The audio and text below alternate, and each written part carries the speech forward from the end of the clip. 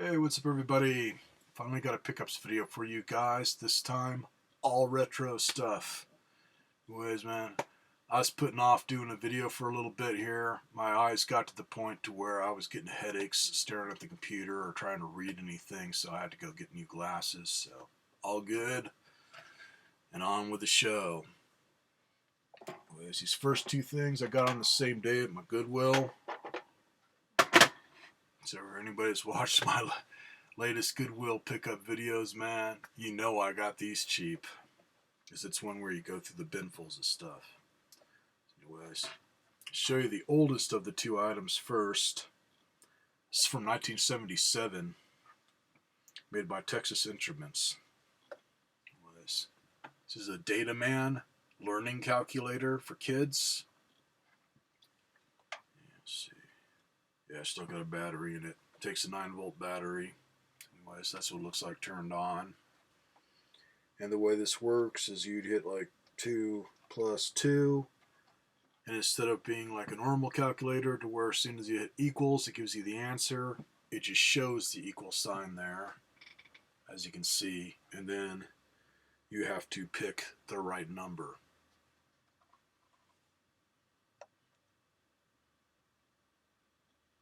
And that's what it does when you get it right. So when you get it wrong, I'll show you what it does here.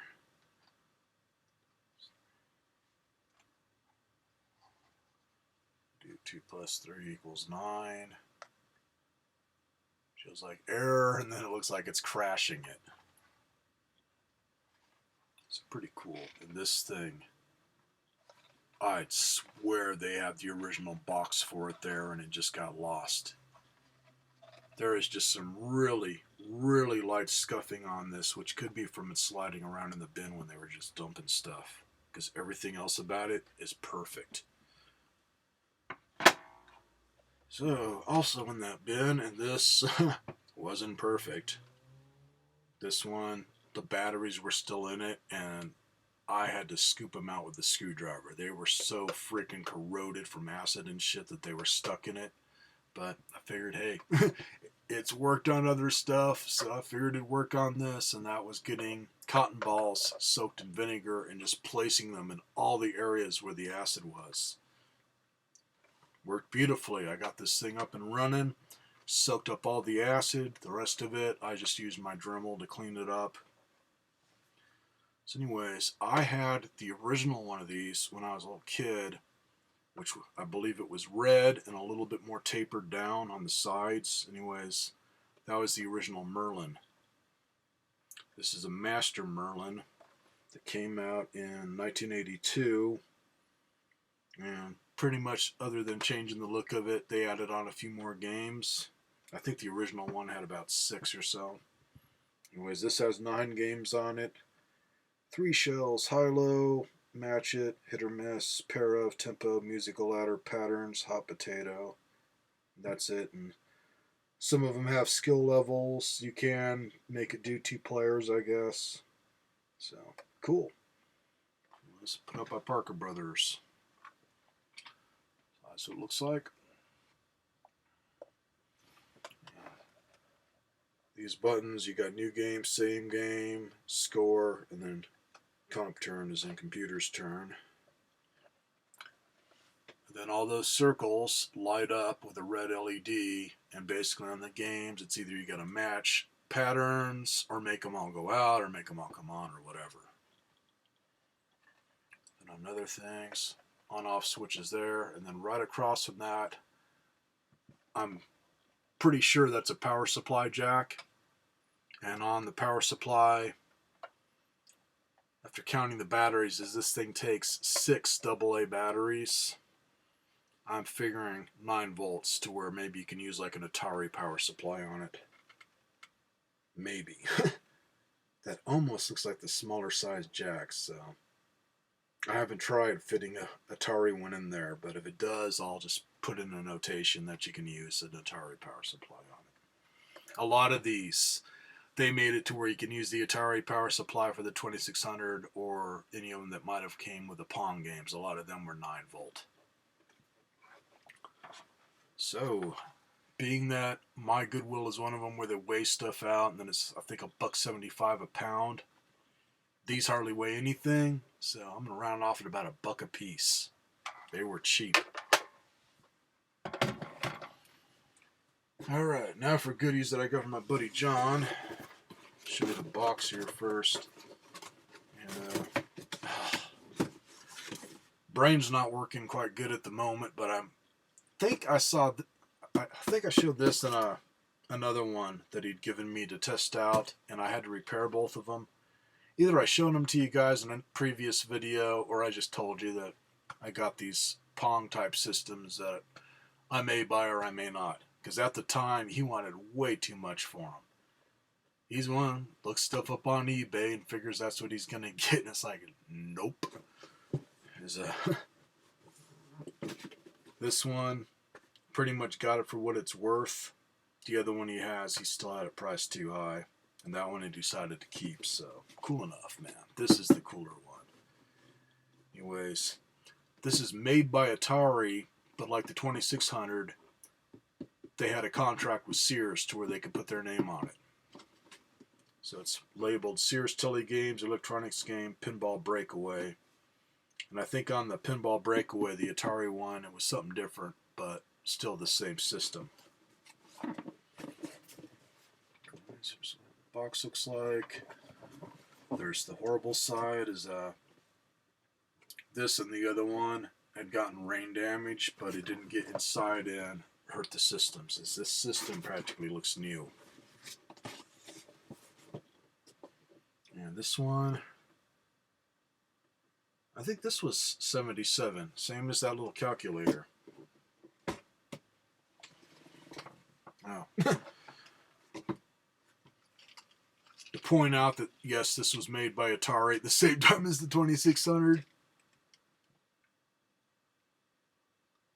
Yeah, they wanted to be able to go over to your friend's house but still use your freaking TV to play this thing. That is a long friggin' power supply cord. Fortunately, there's no nicks or anything in it. And they just call it the Sears Battery Eliminator Tele-games, electronic games. And I think you had to buy this separate, as it does run on batteries. It's like any way to make an extra buck. So, this is also something I had to repair, this and the other one.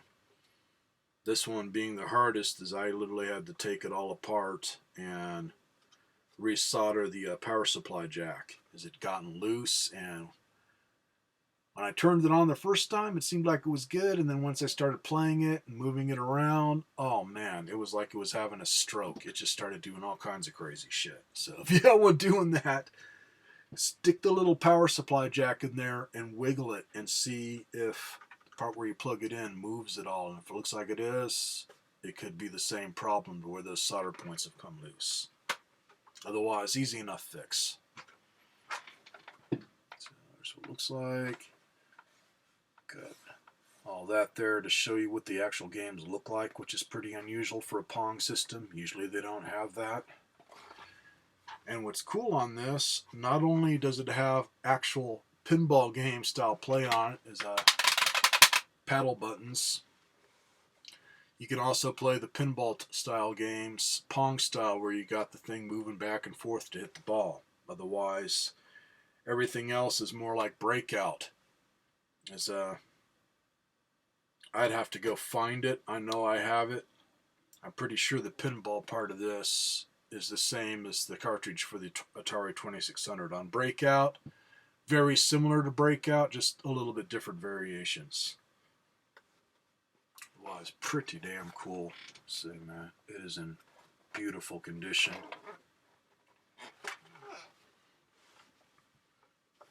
Let's see. I'll check to see what batteries this thing takes. Let's see if I can see the edge.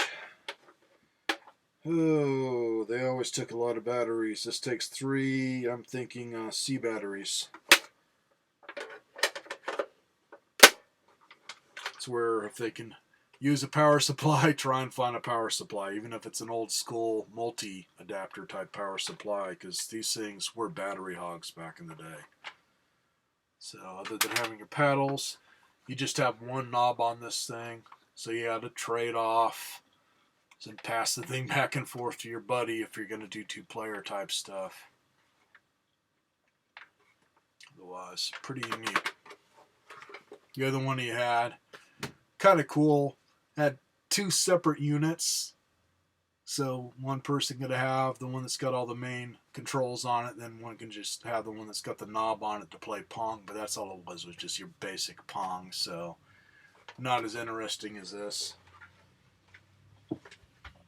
Anyways, got it for $30, which not too bad, and I'll plan on getting rid of it. It's something that's going in my personal collection, so it'll go up in value soon enough. Alright, let's see. I want to show you guys the box first. This is something I picked up today from John. It's like the Pong. A lot of the stuff that he's got on display that he wasn't going to sell, now he's selling it. So anyways, this he's had for a while. And I always thought it was kind of cool, but he never wanted to sell it until now. I got this for $15. The box is in decent shape, but the unit itself, brand new. There is not a scratch on it. It looks like it just stayed in the box. Anyways, this is by Radio Shack. It's Tandy 3D Electronic Sky Duel.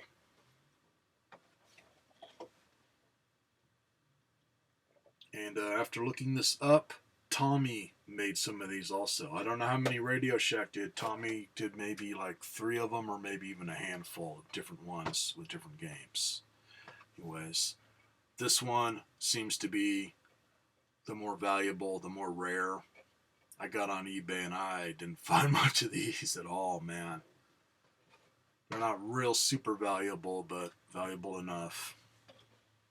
And now it does the 3D. It's stereoscopic when you stare through the lenses like a Viewmaster.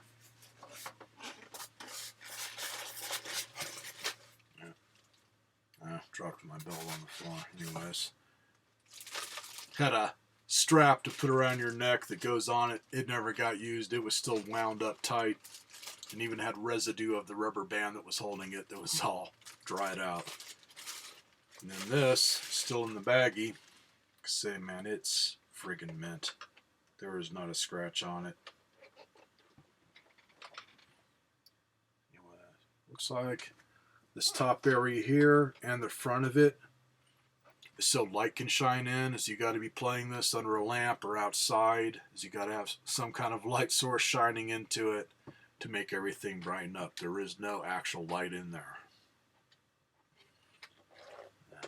Stare through it like that, like a Viewmaster. And then on the sides there, those grill things where you're seeing silver behind it, those are the speakers, as it's got stereo sound. And then batteries go in the bottom, and it also has the instructions of how to play.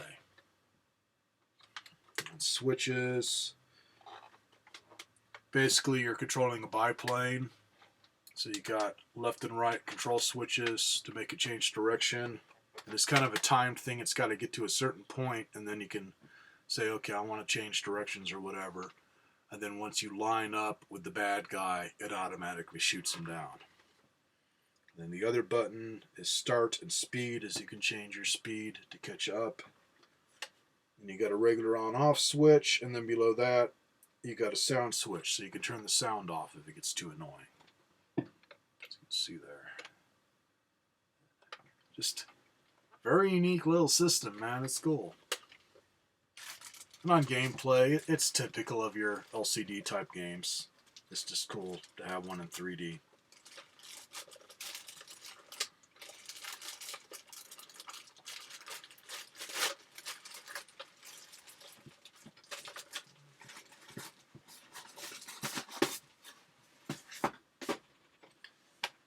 So anyways, now for the badass thing that I found. This was just unreal. I had no idea it would be so freaking rare and valuable. I just picked it up because I had never seen one of these before. Anyways, this goes back to the original Sony Walkmans just later on in the 80s. This is from 85, I think. Actually, I'm going to show you this pouch. This isn't the original pouch. Could be they lost the original one or they didn't like it, so they bought this because it holds everything. But this pouch, it looks like I went over to Walmart and bought it yesterday. I mean, there is not a single thing wrong with it. And on the unit itself, I'm going to say about 95% close to being mint. It just shows a little bit of sign of use on it. But all the little goodies that came with it, hence the microphone and stuff, they look brand new. So anyways, got this little pouch here that holds the microphone and a little microphone stand. It's just flat plastic that you can set on your desk or whatever, and then it just rests on that.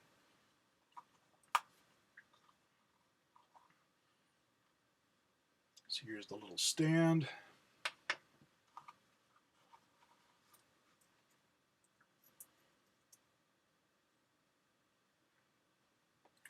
Here's the little microphone, which is stereo.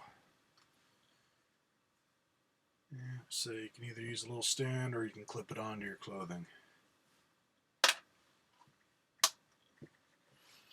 And the way they had it, the original carry case was just big enough for the Walkman, and then this has a belt loop on it, and I guess there was a spot where you can just loop this on.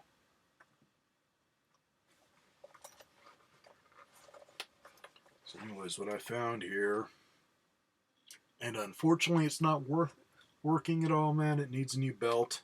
It's from '85, so you'd expect that. And I'm putting a belt in it. I don't know how much that implies on taking it apart. I don't know if I want to do it or not, but after looking this thing up, man, working or not, it's still worth a lot of money. So what I have here is a Sony Walkman model WM/W800. Dual Walkman. It's in dual tapes. And from what I looked up, man, this is the only one they made, and this is the smallest one ever. Because I don't know if anybody copied this. First one I've seen to where you can dub tapes. They were just calling it world's smallest dual tape deck. Walkman thing, whatever. So, get this out of the way. Show you the beautiness of this. This is just an amazingly good shape. I just wish the belt was still good. Side A, which would be your play side if you're just going to use it for music, and then side B, which you can play music on that side, otherwise it's for recording. Your buttons, being side B is on the bottom, you can see one more button plus a switch. So on just the play side, you got play, stop, fast forward, rewind. On the record side, you got record, play, stop, fast forward, rewind, and then for pausing it, you got a little switch there. Then right next to the record button is your little power light, which it does power on, it just doesn't work because the belt snapped. And on other stuff, got a switch for Dolby NR, just on or off. PBQ, where it's either normal or metal, and then you got your jack to plug in your microphone or your headphones. And what's crazy is how they did the batteries on this. Let me show you the side there. The other side here just has your volume up top, and then you can use a power supply on this. Unless it came with it, I wouldn't plug anything into this, even if it looks like the right voltage, because it's too damn valuable. It'd be too easy to fry something this small if you get it off a little bit. Otherwise, it's a DC 3 volt, negative to the center, positive to the outside of the jack, and it's a pretty small power supply jack that goes into this. So it'd probably be hard to find one for it anyways. Otherwise, this side's got most of the stuff there. There is a button right there that you hold down, and then this top piece just lifts off, and that's where you put your two batteries.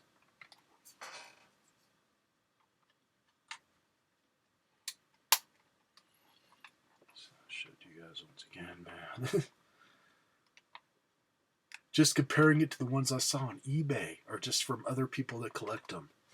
It's just amazing to find one that hardly got used. Could be one of those things the belt busted in it a long time ago. If they lived in Arizona here, that makes sense because we get dry rot and any little thing that's made of rubber, especially when it's a thin belt like that, they don't last. That's what killed my original boom box that I had from the 80s. It just literally disintegrated them. Alright, now for any of you collectors that are watching this to see the rare, ultra rare Walkman here, this is going to piss you off. Got it at Goodwill, out of a bin. Already told you guys what I paid for these. They're pretty much a roundup. $1.75. So when I got home and looked it up, I was like, holy shit. Couldn't believe what I'd found, man. So I was just going on how it looked, man. I'd never seen one. I didn't have too many friends that had money back in the day. So only a few of them would get cool stuff. Like I had one friend, his father was a contractor in the area, so he made good money, and he was the only kid I knew that had a ColecoVision. And then I had another friend whose parents ran a limo service, so he got really good shit for Christmas and birthday. And anytime anything innovative came out, like a Walkman or whatever, he'd have it. But I don't remember him ever having one of these. And from what I've heard and seen online, looking up stuff on this, it was pretty damn expensive in the day. So I mean, think of it. Most of us were lucky to have a boom box to dub our tapes back in the day. To have something like this that you could stick in your pocket and be able to dub a tape, just unbelievable. I also think it didn't stay long in the stores.